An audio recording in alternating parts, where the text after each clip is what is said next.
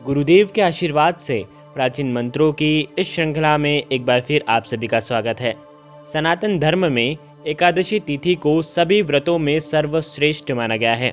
इसलिए सनातन धर्म की इस सनातन परंपरा में जो प्राचीन उपाय हैं, अगर हम वो इस दिन, इस उत्कृष्ट पावन दिन पर अगर करते हैं तो निश्चित ही हमारे जीवन में कुछ न कुछ अद्भुत, अलौकिक, अनुपम प्रभाव हमारे जीवन में देखने को मिलता है। प्रत्येक माह के दोनों पक्षों, कृष्ण पक्ष और शुक्ल पक्ष की 11वीं तिथि को एकादशी का व्रत किया जाता है। इस तरह से पूरे माह में 2 और 1 वर्ष में 24 एकादशी के व्रत किए जाते हैं। सभी एकादशी के व्रत भगवान श्री हरि विष्णु को समर्पित होते हैं, लेकिन हर एकादशी का अपना अपना अलग अलग महत्व होता है। वैशाख मास के कृष्ण पक्ष की एकादशी को वरुथनी एकादशी के नाम से जाना जाता है। इस व्रत को करने से कई वर्षों के तप और कन्यादान करने के समान पुण्य फल की प्राप्ति होती है। इस व्रत को करने से मनुष्य के सभी दुख दूर हो जाते हैं और सुखों की प्राप्ति होती है। एकादशी तिथि को बहुत ही पवित्र और पुण्यदायिनी माना गया है। दारिद्र्यता, दुख और दुर्भाग्य दूर करने के लिए एकादशी तिथि पर आप कुछ उपाय को कर सकते हैं। 7 मई दिन शुक्रवार, वैशाख मास के कृष्ण पक्ष की एकादशी, वरुथनी एकादशी। एक चुटकी हल्दी से करें यह छोटा सा काम, हर कष्ट दूर करेंगे भगवान विष्णु। हिंदू वर्ष में तीसरी एकादशी यानी कि वैशाख कृष्ण एकादशी को वरुथनी एकादशी या वरुथनी 11 के नाम से भी जाना जाता है। वरुथनी एकादशी का उत्तर भारत और दक्षिण भारत में बड़ा ही महत्व है। इस दिन भगवान विष्णु के 12 अवतारों का पूजा किया जाता है। मान्यता ये है कि इस व्रत को करने से पुण्य और सौभाग्य की प्राप्ति होती है। साथ ही सृष्टि के रचयिता श्री हरि विष्णु स्वयं अपने भक्तों की रक्षा करते हैं।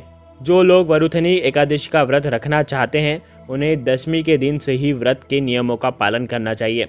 कहते हैं कि वरुथनी एकादशी के व्रत के प्रभाव से सभी के सभी कष्टों का निवारण हो जाता है, सभी के सभी कष्ट नष्ट हो जाते हैं।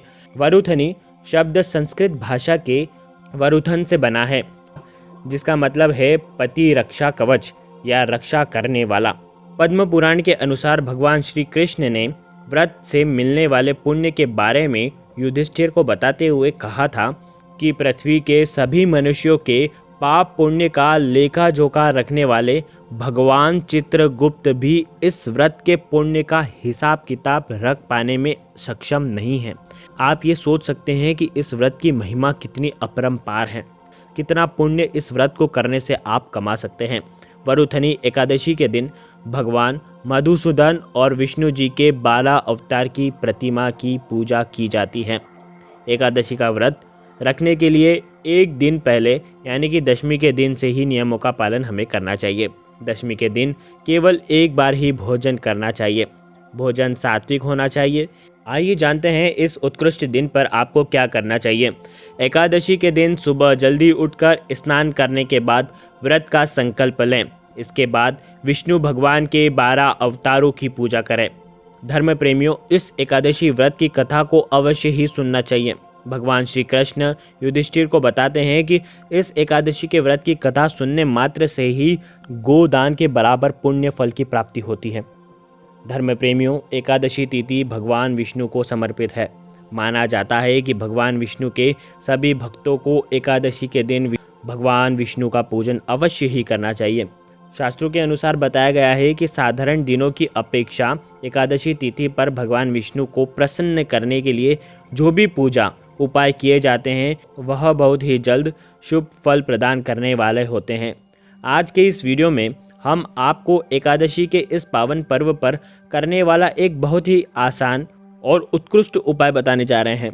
इस उपाय को करने से भगवान विष्णु जी की कृपा से सभी कष्टों से छुटकारा मिलता है। उपाय आप एकादशी के दिन किसी भी समय कर सकते हैं, क्योंकि एकादशी का पूरा दिन और रात बहुत ही शुभ माना जाता है। उपाय करने के लिए स्नान करके स्वच्छ वस्त्र आपको धारण करना है। हो सके तो आज के दिन पीले रंग के वस्त्र आपको पहनना है। आज के दिन पीले रंग के वस्त्र पहनना बहुत ही शुभ माना गया है। अब आप एक तांबे के लोटे में शुद्ध जल में थोड़ा सा आप गंगा जल मिलाएं। गंगा जल ना हो तो किसी भी पवित्र तीर्थ का अगर आपके पास जल हो तो आप वो मिला सकते हैं। अगर वो भी नहीं हो या फिर आपके घर में भगवान विष्णु, लक्ष्मी जी या लड्डू गोपाल की प्रतिमा है तो उन्हें स्नान कराएं। आप उस जल को इस जल में मिला दें। आप अपने मंदिर के सामने आसन बिछाकर बैठ जाएं। इस जल के पात्र को आप भगवान के सामने मंदिर में रखते हैं। अब भगवान के सामने एक शुद्ध घी का आपको दीपक जलाना है और सुगंधित धूप बत्ती भी आपको जलाना है। ध्यान रखें, दिए को सीधे ज़मीन पर आपको नहीं रखना है। दिए के नीचे कोई प्लेट, कटोरी या कुछ भी या कपड़ा कुछ भी बिछा दें। अब आपको सबसे पहले भगवान श्री गणेश को प्रणाम करना है, फिर भगवान विष्णु, माँ लक्ष्मी जी को प्रणाम करना है। इसके बाद 2 अलग अलग पात्र में आप फल और मिष्ठान रख लें। भगवान को भोग लगाने के लिए फल मिष्ठान अगर आपके पास नहीं हो तो शक्कर या मिश्री भी आप रख सकते हैं। जो भगवान विष्णु को आप भोग लगा रहे हैं उसमें आप थोड़ी सी तुलसी दल भी अवश्य रख दें। शास्त्रों के अनुसार तुलसी दल के बिना भगवान विष्णु भोग को स्वीकार नहीं करते। लेकिन ध्यान रखें, एकादशी तिथि के दिन तुलसी दल या किसी भी पेड़ के पत्ते नहीं तोड़ना चाहिए। तो इसलिए भगवान को भोग लगाने के लिए या तो पहले ही तुलसी दल को तोड़ लें, या पहले नहीं कर पाएँ तो भगवान जी को आपने जो पहले तुलसी दल का भोग लगाया होगा उस तुलसी दल को आप शुद्ध जल से धोकर वापस से आप काम में ले सकते हैं और भोग लगा सकते हैं। अगर वो भी ना हो तो माँ तुलसी के पौधे के पास आपको जाना है। पौधे में से टूटकर जो गिरे हुए पत्ते हैं आप उनको भी धोकर भगवान श्री हरि विष्णु का भोग लगा सकते हैं। भोग लगाने के पश्चात आप थोड़ी सी हल्दी ले लें। हल्दी में शुद्ध जल मिलाएं। अब इस हल्दी से आप सबसे पहले आप भगवान श्री गणेश को तिलक करें, फिर भगवान विष्णु, माँ लक्ष्मी जी को तिलक करें। तिलक करने के पश्चात आप इस गीली हल्दी को थोड़ी सी उठा लें और तांबे के लोटे में जो आपने जल भरा हुआ है उसमें यह हल्दी थोड़ी सी आप मिला दें। जो तांबे का जो लोटा है उसमें जो पानी है वो पूरा हल्दीमय हो जाना चाहिए, पूरा पीला हो जाना चाहिए। थोड़ी सी हल्दी डालें लेकिन थोड़ा पीला वो दिखना चाहिए। अब आप भगवान श्री विष्णु के महामंत्र ओम नमो भगवते वासुदेवाय का कम से कम 108 बार आप जाप करें। इसके बाद माँ लक्ष्मी के मंत्र ओम श्रीम नमः, ये बीज मंत्र है, बहुत ही उत्कृष्ट इसका प्रभाव है। अगर रोज भी आप एक माला गिनते हैं तो बहुत ही उत्कृष्ट होगा। इस दिन तो आपको कम से कम 108 बार का जाप तो करना ही है। इसके बाद आप भगवान गणेश, भगवान विष्णु, माँ लक्ष्मी को प्रणाम करें और उनकी आरती करें। आज के दिन विष्णु सहस्त्र नाम का पाठ करना भी शुभ माना गया है, बहुत ही उत्कृष्ट माना गया है।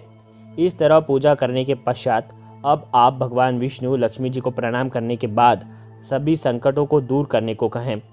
प्रार्थना करने के पश्चात आपने भगवान जी को जिस हल्दी से तिलक किया था उस हल्दी से आप अपना भी मस्तक पर तिलक करें। अब आपने जो तांबे का लोटा रख रखा है जिसमें पानी है और जिसमें हल्दी मिला हुआ है उसे आपको उठाना है। अब इस जल से आप अपने घर के मुख्य द्वार पर आपको छिड़काव करना है। अब आपको आपके घर के मुख्य द्वार पर आपको हल्दी से साथिया यानी कि स्वास्तिक बनाना है। मुख्य द्वार पर छिड़काव करते समय ओम नमो भगवते वासुदेवाय का कम से कम 11 बार आपको जाप करना है। मन ही में भगवान विष्णु और माँ लक्ष्मी को आपको बुलाना है और आपके घर में आमंत्रित करना है। इसके पश्चात आप अपने पूरे घर में इस जल का छिड़काव कर दें। यह जल बहुत ही पवित्र और शक्तिशाली है। इस जल का पूरे घर में आपको छिड़काव करना है, घर को शुद्ध करना है और पवित्र करना है, और जितनी भी नकारात्मक ऊर्जा आपके घर में है वो सब दूर हो जाती है। छिड़काव करने के पश्चात आप अपने ऊपर भी इस जल का छिड़काव करें। अब अपने परिवार के सारे सदस्यों पर इस जल का छिड़काव करें। थोड़ा थोड़ा जल आप इसे प्रसाद के रूप में भी ग्रहण करें, लेकिन ध्यान रखें कचरा रखने के स्थान पर, टॉयलेट पर या किसी भी गंदे स्थान पर आपको यह जल का छिड़काव नहीं करना है। जिन महिला को पीरियड से उन पर भी यह जल नहीं छिड़कना है। धर्म प्रेमियों, शास्त्रों में बताया गया यह बहुत ही असरकारक उपाय है। व्यक्ति जब इस जल को ग्रहण करता है तो उसके अंदर भी सकारात्मक ऊर्जा का प्रवाह होता है, भगवान का आशीर्वाद उसे मिलता है। नकारात्मक ऊर्जा दूर करने से घर में सुख शांति बनी रहती है, घर में लड़ाई झगड़े नहीं होते। इसके साथ ही भगवान विष्णु के साथ साथ माँ लक्ष्मी का भी घर में वास होता है। जो जल बच गया है उसे आप पौधे में डाल दें। अगर यह उपाय आप रात्रि में कर रहे हैं तो बचे हुए जल को रख दें। इस जल को दूसरे दिन सुबह उठकर आप किसी पौधे की जड़ में डाल दें। छिड़काव करने के बाद भगवान श्री को जो भोग लगाया है उसे प्रसाद के रूप में आप अवश्य ही ग्रहण करें। ऐसा करने से भगवान जी की कृपा प्राप्त होती है। चाहिए वैसे तो वैशाख के महीने में गर्मी बहुत पड़ती है, तो आप हो सके तो आपके घर के वहाँ पर आप एक पोट में जीवों के लिए, पक्षियों के लिए पानी भरें। ये अद्भुत जीव दया आपके जीवन में अद्भुत माता रानी की कृपा बरसाएगा। गुरुदेव के आशीर्वाद से प्राचीन मंत्र, यंत्र और उपाय आपको प्रभावना के रूप में दिए जा रहे हैं। आपके अपने इस चैनल को लाइक करें, शेयर करें, सब्सक्राइब करें और बेल आइकन को ज़रूर प्रेस करें। जय गुरुदेव, प्रणाम।